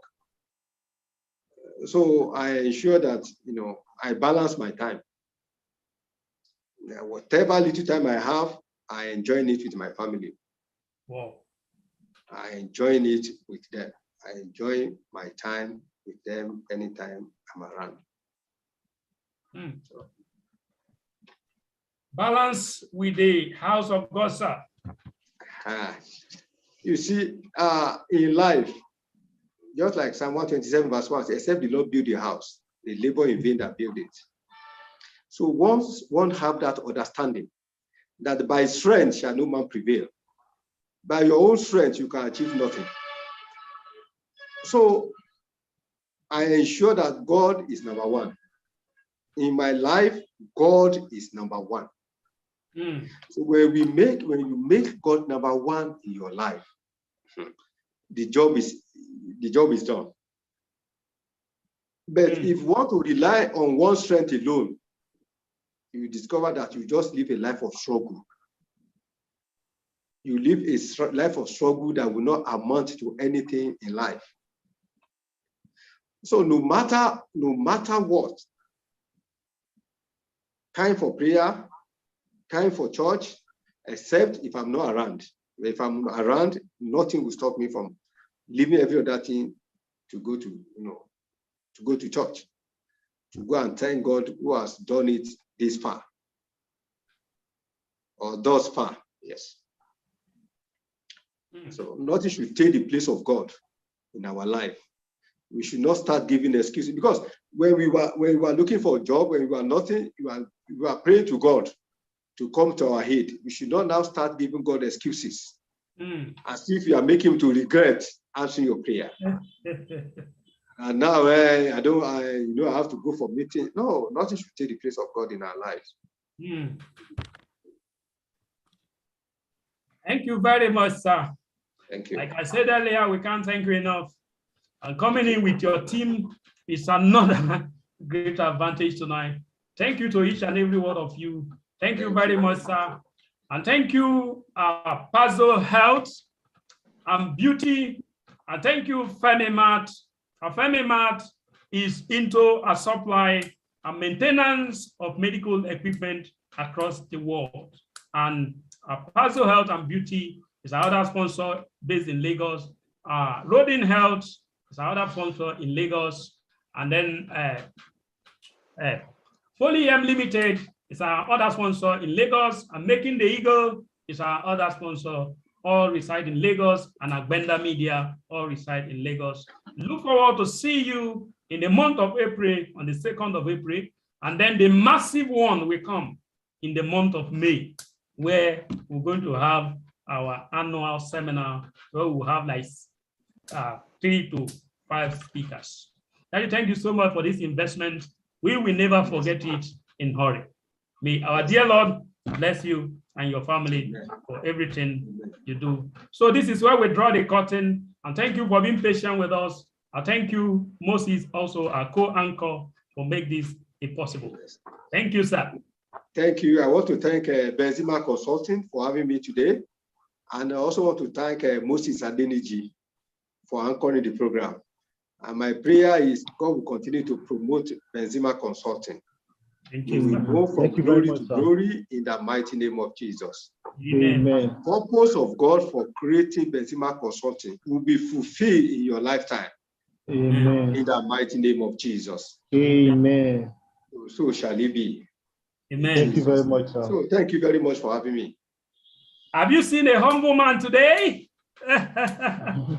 We celebrate you, sir. Thank you very much. Thank you.